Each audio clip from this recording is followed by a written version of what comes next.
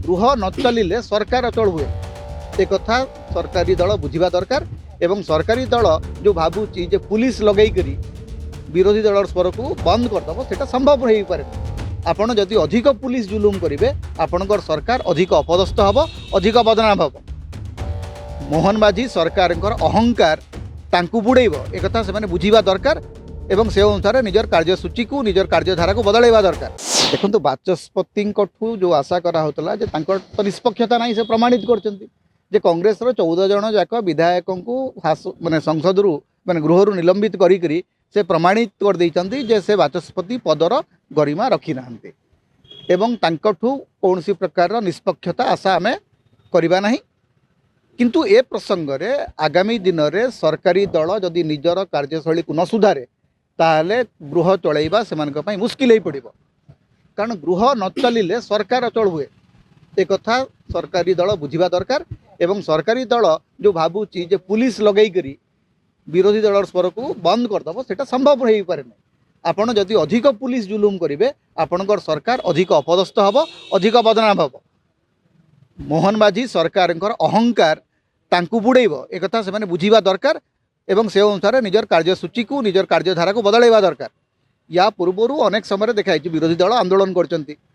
24 वर्ष धरिक नवीन पट्टनायक थिला बेले देखीचु अनेक थर माने विरोधी दल आंदोलन करचंती विरोधी विधायक माने आंदोलन करचंती घंटमाड़ होईची प्रथम थर तो होइने बीजेपी विधायक माने घंटमाड़ करना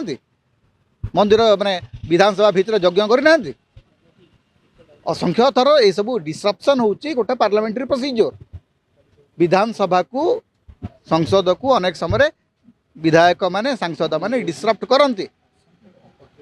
तेणु गोटे पार्लियामेंट्री प्रोसीजर से शांतिपूर्ण भाव में कर बुझा सुझा करेंगे सहित नेगोसीएट करेंगे सेटा न करी आपड़ जब भावे जे आप हेडमास्टर होती आपण हाथ में दंड देवार अधिकार अच्छी दंडित करें गणतंत्र विधानसभा कौन सी निष्पत्ति हुए ना। सब गुरुत्वपूर्ण कथा है कि मुकेश महालिंग अभद्र भाषा व्यवहार कले कि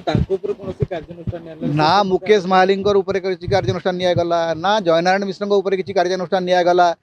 ना बाबू सिंह विरुद्ध में किसी कार्यानुष्ठान निगला जे जो माने शासक दलर विधायक माने ठेला पेला करुचंती शासक दलर विधायक माने अप्रासंगिक भाव में माने जो कथा गुड़ी कहते से कथा गुड़िकर कौन सी आवश्यकता नहीं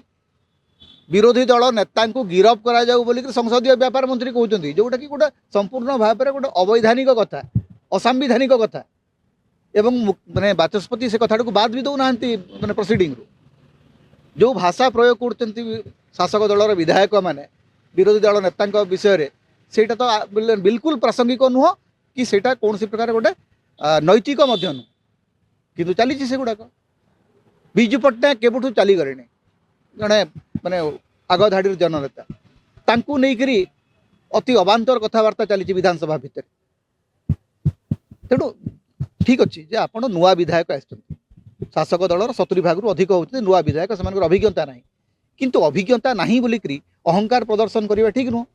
असंख्य विधायक निजर अहमिका प्रदर्शन कर अहमिका प्रदर्शन कले शासक दल अपदस्थ हुए निंदित हुए